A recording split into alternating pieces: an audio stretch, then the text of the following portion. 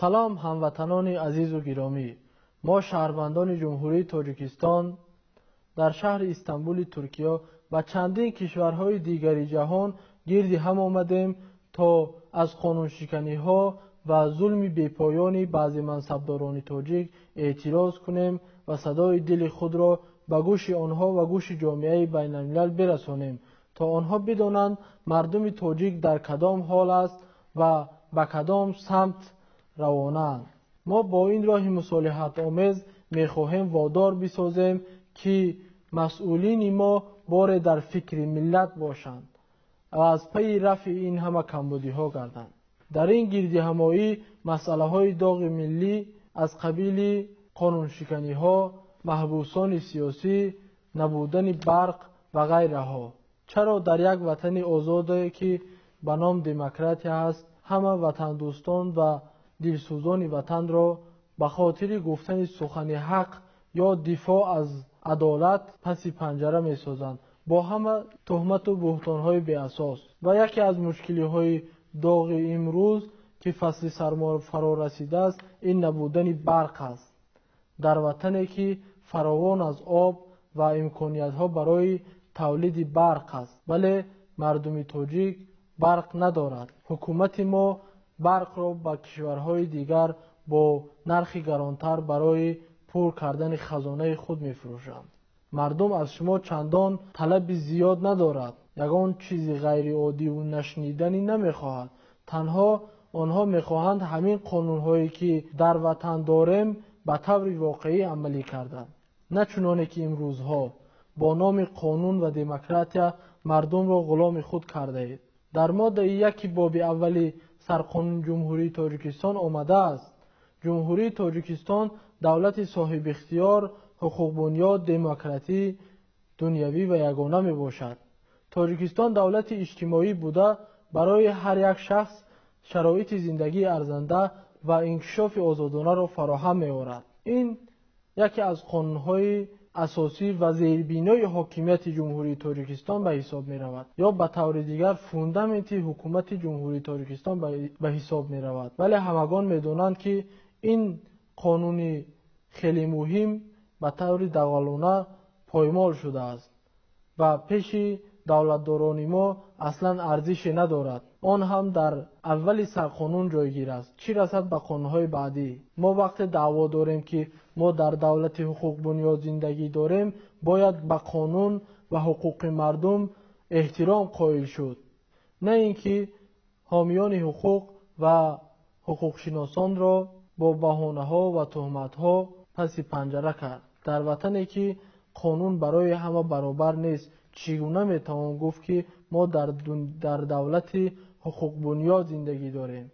و این چنین وقتی میگوییم که در دولت به نام دموکرات زندگی داریم اصلا باوری کسی نمی آید. در وطنی که چی گفتن، چی خوردن، کجا رفتن، چی پوشیدن و چی خواندن همه زندگی مردم را تحت اداره خود گرفتند و قانون و قاعده های به تبع دل خود برآوردند. حتی نام گذاشتن فرزندان را که وظیفه یک پدر و مادر است این را نه دموکراسی بلکه غلامداری میگویند. تا کی با نام قانون و دموکراسی مردم را غلام خود میکنید؟ مسئله آخری که میخواهم ذکر کنم این دنیویت است. وقتی ما میگوییم که دولت دنیویه، از دنیویت ما تنها سر و لباس و رقص و بازی را دریافتیم، نه دنیویتی که دیگران تصور میکنند.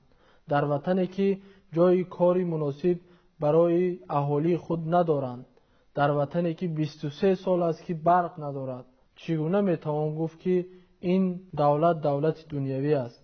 همه روشنفکران و دانشمندان از تاجیکستان فرار میکنند.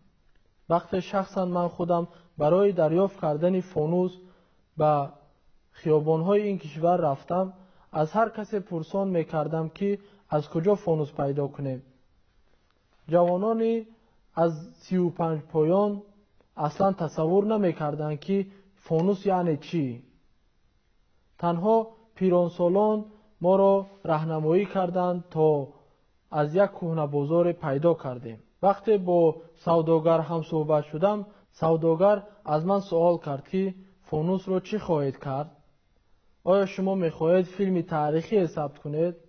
من از شرم گفتم بله، ولی این شرم رو باید حکومتداران ما بدانند، نه ملت تاجیک، نه فرزندان این ملت. تا کی شرمندگی شما رو ملت بکشد؟ پستی و ذلیلی که شما دارید بار آن را ملت بردارد. و دیگر نقطه مهمی که از سخن این سوداگر برمی آید، وقتی او پرسید که شما فیلم تاریخی ثبت میکنید، پس این معنا دارد که مردم تاجیک در خواب تاریخی فرو رفتند. ما به مثل پیشین غلامانه زندگی داریم.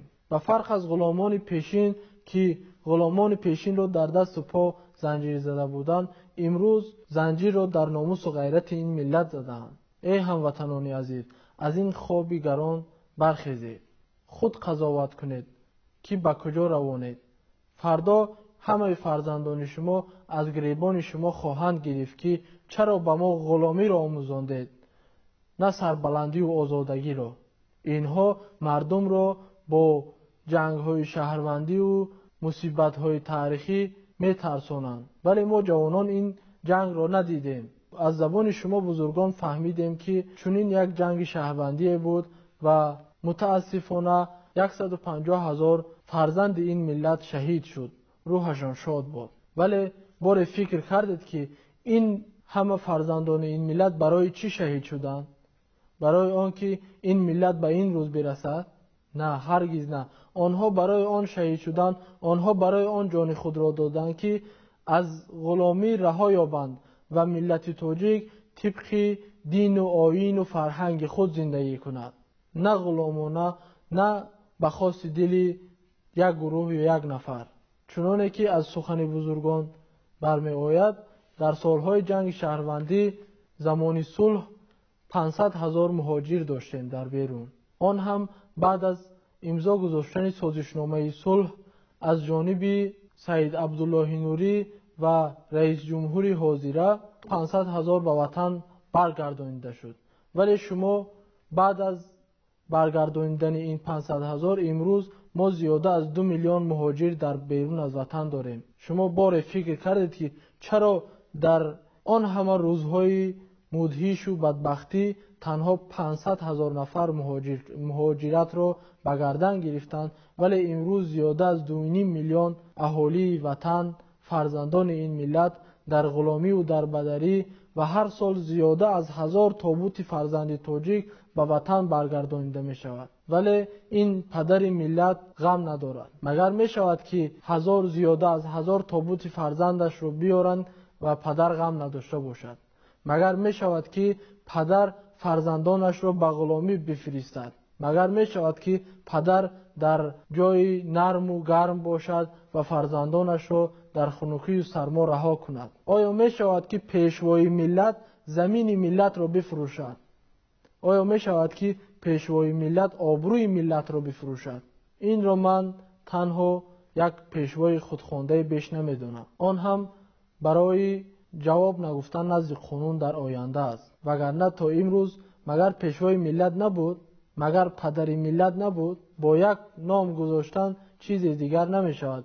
ولی این همه طرح قانون برای دخل ناپذیری گرفتن و برای از جوابگری گریختن در آینده است که برای عملهایشان جوابگو نباشند. این قانونی که اخیر قبول کرده شد ضد همه گونه قانونهای دموکراتی می باشد. از آن جمله رئیس جمهوری تاجیکستان کفیل حقوق کانستیتوسیونی مردم است. چگونه می توان که خود کفیل بود ولی همه قانونها را زیر پا کنی؟